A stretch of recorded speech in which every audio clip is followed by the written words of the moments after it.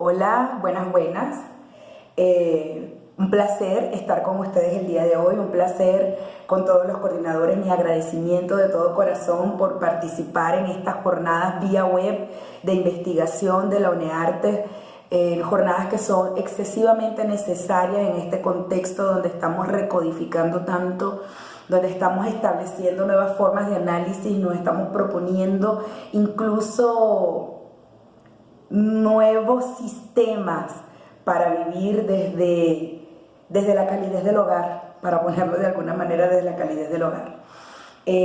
Mucho gusto, mi nombre es Crisailén Sojo, soy licenciada en Artes, Mención Promoción Cultural y magíster en Gestión y Políticas Culturales, ambas de la Universidad Central de Venezuela. He hecho otras especializaciones, pero la verdad que mi pasión siempre ha sido la cultura y desde hace unos 22 años mi tema de vida, mi tema de análisis ha sido la religión, no como doctrina y sí como práctica. Cuando estaba estudiando artes, me acuerdo que todo el mundo tenía como un tema, como una cosa, y yo decía, bueno, más o menos, ¿qué es lo que yo puedo hacer? En ese momento estaba viendo una materia con mi tutor y mi profesor de la vida entera, Ronnie Velázquez, que era culturas africanas. Me llamaba mucho la atención, pero yo no sabía muy bien qué era lo que iba a hacer, hasta que un día en esa Semana Santa mi abuela, que es barloventeña, curiepera, que de ahí es donde viene mi raíz, hace una cantidad de ritos durante la Semana Santa, que si las heridas del Señor, que si cuidado, que no hables duro, que Jesucristo se murió, que la palabra, que no sé qué. Y yo siempre venía de la playa con mis primos, no sé qué, o sea, para mí no es que la Semana Santa no tuviese significado, porque nosotros inclusive íbamos a misa en la noche, pero era como otro contexto, era otro tiempo el que tenía mi abuela con el que teníamos nosotros. Y entonces cuando llegaba junio era un desorden de africanidad, y lo digo desorden en el buen sentido. Era africanidad desbordante, era vamos para la cosecha, vamos para esto. Siempre había alguien que decía, échate un baño de no sé qué cosa para que te venga prosperidad, para que te venga dinero, para que te venga el novio. Y yo decía, ¿en dónde me estoy moviendo? ¿Qué contexto es este? ¿Qué Venezuela es esta que tiene toda esta variedad y nadie pelea con nadie? O sea, todas las prácticas religiosas conviven sin discutir con nadie. Eso me llamó mucho la atención y por eso hice mi primera tesis, que fue los tambores de San Juan, la santería y el cristianismo, que serían ritos implícitos dentro de la tradición de los tambores de San Juan en Curiepe, donde expongo unas cosas bien interesantes. Y a partir de allí pues hice todo un trabajo sobre la práctica religiosa africana en el contexto de una Venezuela que ante mis ojos se transformó luego con la llegada, mejor dicho, del siglo XXI, porque hubo un cambio político muy importante que determinó en estos últimos 21 años el cómo nosotros como negros, como africanos y como caribeños estábamos siendo asumidos y qué cosas nosotros nos apropiamos. Gracias al proceso de integración entre políticas entre Venezuela y Cuba, nosotros tuvimos la oportunidad de recibir a gran parte de esa comunidad cubana viviente y latina, igual que nosotros, y caribeña, igual que nosotros. Pero ellos no se vinieron solos, ellos también se vinieron con todas sus maletas culturales a Venezuela, y entonces empezó a sonar santería, términos como santería, la olla. ¿De qué se trataba todo esto en aquel momento, no? Cuando empezamos a identificar, pues resulta que se trataba de una doctrina pues tan antigua como la doctrina católica, incluso reconocida por la UNESCO por su sistema divinatorio de Ifá. Y empezamos nosotros entonces a tener una religiosidad que era principalmente bantú, porque eso fueron las tribus indígenas que llegaron aquí según el Archivo General de la Nación. Fueron 7 ararás y yorubás, fueron muy pocos, pero los básicamente grandes son los bantú, y por eso es que nosotros en Barlovento tenemos una herencia viva con los tambores de Curiepe. La forma como se tocan, la forma como se adoran, pues pertenecen a los bantú. Y pasamos de tener una religiosidad africana igualmente, porque igual el uso del tabaco, el uso de las prácticas adivinatorias siempre estuvieron presentes, pero digamos que convivían desde otro lugar. No había sacrificios de animales, pero sí se conversaban con los espíritus del bosque, del viento, por decirlo de alguna manera. En mi familia, muy orgullosamente, también tuve una raíz muy fuerte de personas tocadas con una espiritualidad muy, muy grande, que de hecho había personas, primas de mi abuela, que con el reflejo de la cara en el río de Curiembe se podían decir una cantidad de cosas que efectivamente se cumplían. Entonces nosotros como africanos sí estamos conscientes de ello y sí somos orgullosos de nuestra herencia, pero ¿cómo es eso que ahora venían a matar animales y a hacer cantidad de ritos? La gente se cortaba el cabello, se vestían de blanco, ¿qué pasó? Y en ese preguntar y preguntar nos dimos cuenta que era un sistema quizás un poco más complejo porque envolvía dinero. Esto puede sonar quizás un poco ofensivo para aquellas personas que están en la religión y que practican la religión, pero es que es una realidad, hay dinero. Y cuando hay dinero ya no estamos hablando solamente de una práctica religiosa por fe, estamos hablando de una industria cultural, que consume religiosamente y que tiene un público cada vez más creciente.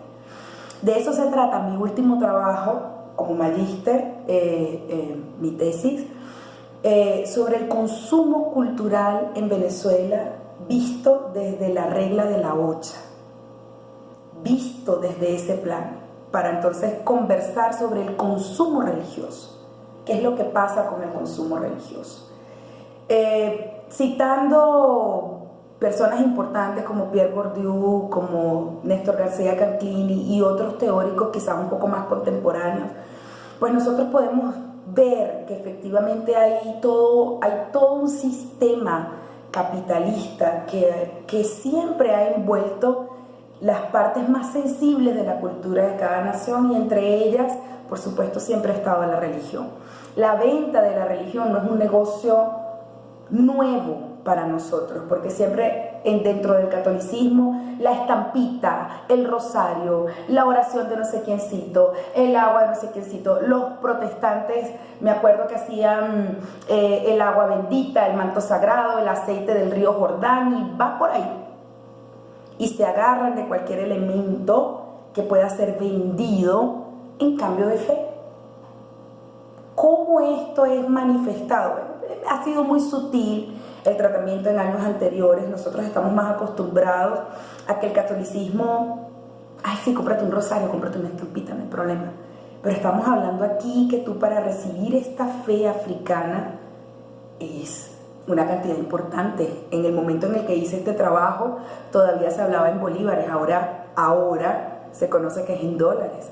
1.500, 2.000 dólares para recibir un santo, un protector, que el Eguá, Sangó, dependiendo de quién es, de qué tipo de guerrero o quién no, tiene una cantidad de animales, tiene una cantidad de frutas, tiene una cantidad de cosas que pertenecen al rito.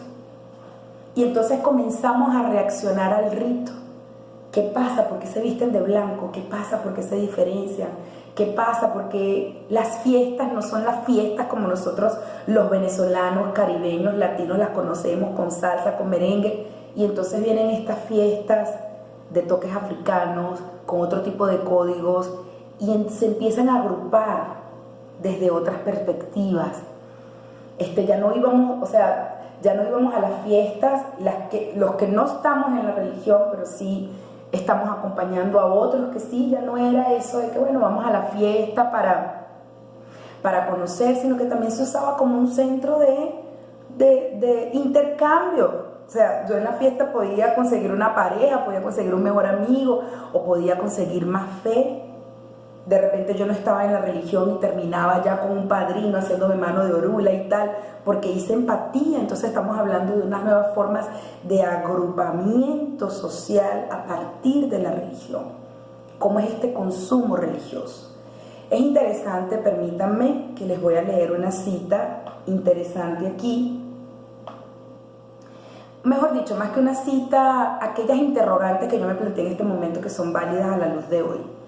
¿Cuáles son esos elementos mitológicos que se diferencian dentro de la religión Yorubá o regla de la Ocha con respecto a los sujetos estudiados? ¿Qué es aquello que les llama la atención y por qué invierten en esa fe? Lo otro son los postulados del consumo cultural. ¿Qué es lo que se plantea?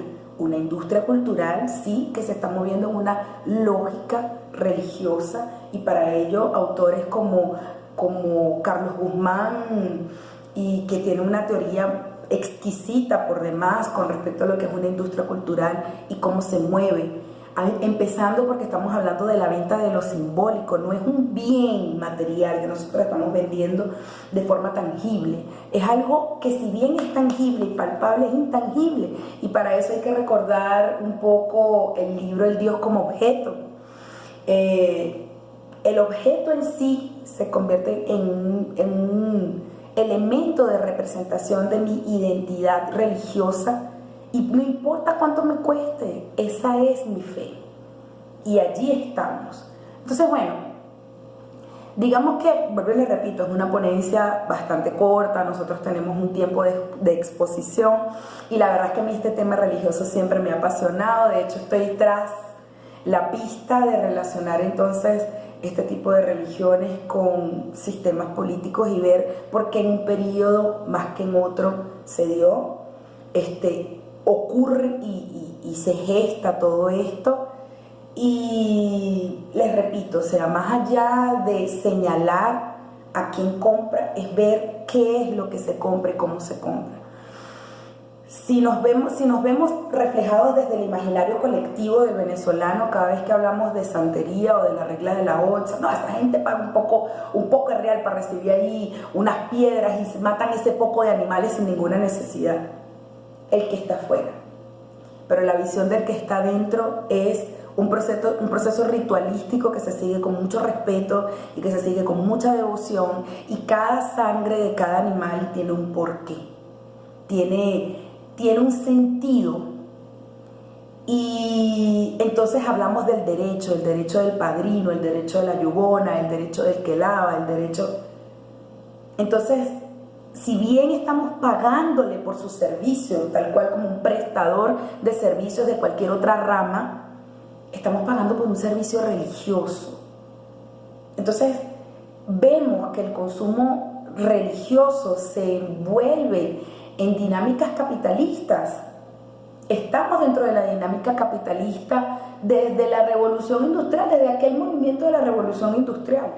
Se está vendiendo lo simbólico y no importa cómo.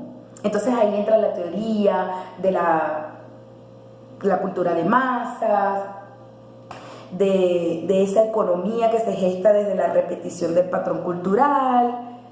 Pero ¿será que estamos hablando de repetición del patrón cultural o estamos hablando de fe? Esto no tiene por qué ser una discusión absorta o llena de rivalidades entre una cosa y la otra.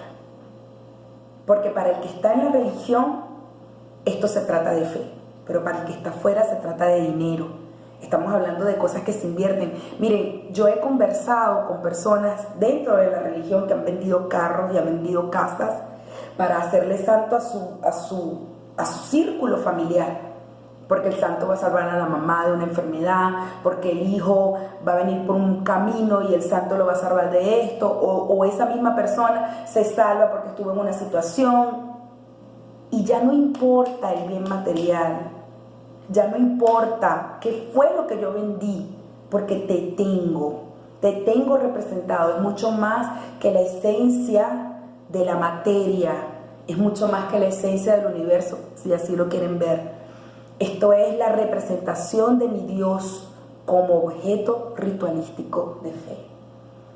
Si algo quisiera yo reflexionar, o quisiera dejarles a la reflexión, mejor dicho, con respecto a todo esto que he venido conversando, es que seamos un poco más observadores de cuáles son los patrones que ahora nosotros tenemos como representación de nuestra sociedad venezolana. ¿Cómo nos hemos ido transformando? ¿Qué cosas hemos dejado? ¿Y de qué cosas nos hemos apropiado? ¿Somos más africanos ahora? somos menos católicos. Se trata de luchas ahora entre protestantes católicos y religiones africanas. Por supuesto que en Venezuela siempre han convivido todas sin ningún grado de violencia, como en otros países de América Latina, lamentablemente, que sí hay persecuciones y ejecuciones al mismo tiempo, a la misma usanza de las cruzadas católicas.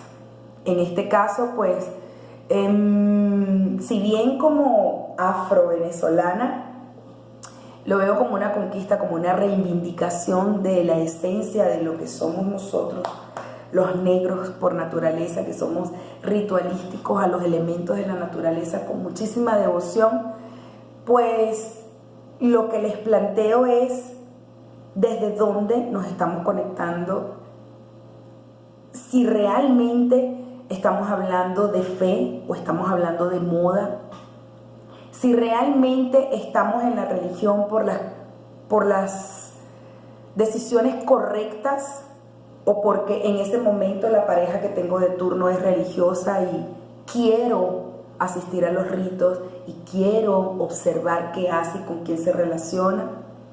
¿Desde dónde nos estamos conectando con la práctica religiosa? Y el por qué es monetizada. Si hablo con un babalao y sacerdotes un poco más grandes, pues ellos nos dan un contexto del por qué, pues nosotros también tenemos cosas que pagar cada vez que hacemos esos rituales, nos dislocamos, y hay mucha gente ahora que vive también de esta práctica religiosa, pues que solamente se dedica a ser santo y a multiplicar sus adeptos y se convierte, y queriendo o no, en una forma de vida. Y repito, nosotros vivimos del capital, pero ¿quién determina cuántos dólares son y cuántos no? ¿Por qué esa guerra entre casas religiosas del por qué esta cuesta más barato que esta? Si todas a la larga deberían profesar la misma fe y deberían transmitir el mismo sentimiento. El humano. Definitivamente el humano. Y por eso mi especialidad ha sido ver qué sucede con la práctica religiosa dentro de la sociedad. Porque como tal, la base de la doctrina está perfecta. También las religiones africanas todas están basadas en el amor incondicional, en el respeto, en la entrega, en la solidaridad. Pero ¿qué hace el humano con eso? ¿Qué hacemos con eso? ¿Qué hacemos con ese legado? ¿Lo monetizamos? ¿Lo pasamos? ¿Somos egoístas y nos los quedamos? Porque ya de todo he escuchado. Entonces, lo que propongo el día de hoy es sí una reflexión desde dónde te conectas con tu espiritual y desde dónde te conectas con lo religioso, entendiendo que el espiritual es la conservación del espíritu como tal, tu esencia, tu espíritu, y lo religioso es la práctica que haces para conservar lo espiritual. Pudiéramos hablar la noche entera, de verdad, el día entero, todo. Yo pudiera no parar y decir, pasar de este trabajo, que fue mi último trabajo de consumo cultural, a los primeros trabajos que hice, hablarles de experiencias y una cantidad de cosas que me encantan, que me llenan de mi Venezuela. Pero lamentablemente nosotros también tenemos un tiempo de exposición. Yo les agradezco el tiempo que se han tomado para verme, les agradezco el tiempo que se han tomado también para escuchar este contenido, y les agradeceré mucho más el tiempo que se tomen para reflexionar sobre ello y ubicarse desde otros contextos si estamos del lado equivocado de la fe o del lado equivocado de la historia espiritual. Si involucramos mucho más el capitalismo con la práctica de lo sagrado.